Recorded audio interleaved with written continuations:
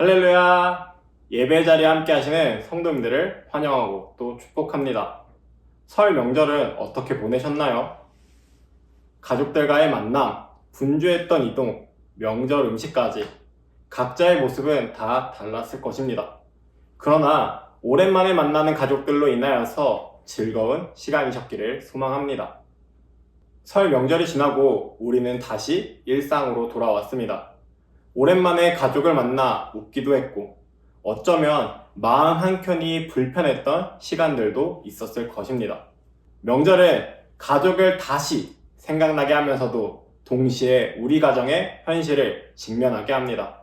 관계의 거리, 반복되는 갈등, 신앙의 온도 차이, 세상의 가치관이 더 강하게 작동하는 모습 등을 통해서 말이죠. 그런데 오늘 본문은 이런 상황 속에 있는 한 가정을 보여줍니다. 바로 야곱의 가정을 말이죠. 창세기 34장 직후 야곱의 가정은 매우 혼란스러운 상태였습니다. 분노, 폭력, 두려움, 관계의 깨짐 등이 가득했습니다. 그때 하나님께서 말씀하세요. 일어나 베델로 올라가라 라고요. 명절이 지나고 다시 일상으로 돌아온 우리 가정에도 하나님은 동일하게 말씀하십니다. 이제 다시 베델로 올라가자.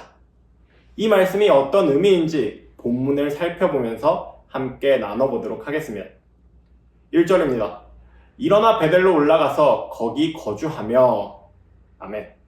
이 말씀은 놀라운 은혜의 선언입니다. 야곱은 이미 베델에서 하나님을 만났던 사람이었습니다. 그러나 세월이 지나며 그는 베델에 머물지 않고 세겜에 정착합니다. 이 세겜이라는 동네는 편리한 곳이었습니다. 경제적으로 유리했고 안정적이었으니까요. 그러나 그곳에서 디나 사건이 일어났고 시므온과 레위의 분노로 성을 학살하는 일이 벌어졌습니다. 가정 안의 분노와 폭력이 밖으로 터져 나온 것입니다. 그때 하나님께서 말씀하신 거예요. 다시 베델로 가라 라고요. 성도 여러분, 우리 가정이 완벽해서 하나님이 역사하시는 것이 아닙니다. 하나님은 예배가 약해진 가정, 신앙이 흐려진 가정, 세상 가치에 더 익숙해진 가정 등 무너진 가정도 다시 부르신답니다. 끝이 아니다. 다시 올라가라 라고 말씀하시면서 말이죠. 이것은요, 그냥 한번 선식 쓰듯 기회를 주는 말이 아닙니다. 가정을 향한 계획이에요. 회복, 재출발이라는 그 계획 말이죠. 그런데 이런 하나님의 계획에 야곱은 이렇게 말합니다. 우리가 일어나 베델로 올라가자. 하나님의 말씀에 순종하며 가족들에게 이야기한 것이죠. 베델로 올라가자 라고요. 그러면서 2절에서 베델로 가기 전에 해야 할 일들을 이야기하죠. 이방 신상들을 버리고 자신을 정결하게 하고 너희의 의복을 바꾸어 입으라. 이게 뭘 의미할까요? 정리를 의미합니다. 정리. 성도 여러분, 명절 동안 우리가 더 많이 이야기한 것은 무엇입니까? 하나님의 은혜입니까? 아니면 자녀의 성적입니까? 하나님의 인도하심입니까? 아니면 재산 이야기였습니까?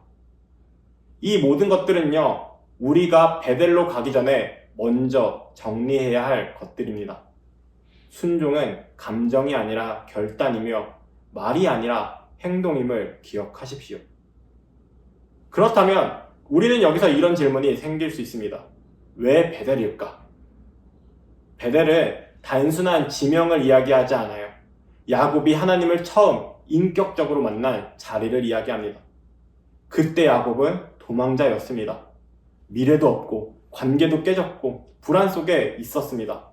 그런데 하나님이 먼저 야곱을 찾아오신 거예요.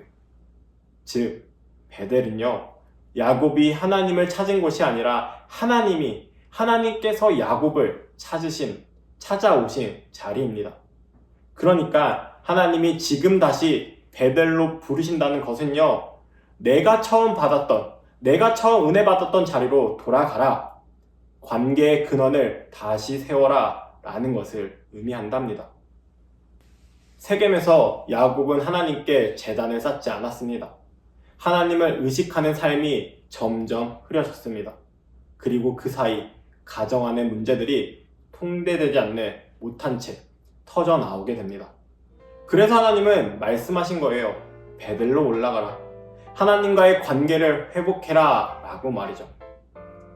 사랑하는 성도 여러분, 오늘 하나님은 우리 각 가정에 묻고 계십니다. 우리는 어디에 머물러 있는가? 책임인가? 베델인가? 편리함인가? 예배인가? 라고 말이죠. 이 질문에 야곱이 결단했던 것처럼 우리가 일어나 베델로 올라가자 라고 답할 수 있는 성도님들이 되시길 바랍니다. 오늘 우리 가정의 베델이 되기를 바랍니다. 다시 기도부터 시작합니다.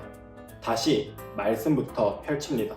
다시 하나님 앞에 무릎 꿇는 것부터 시작하시는 성도님들이 되시기를 간절히 축원합니다.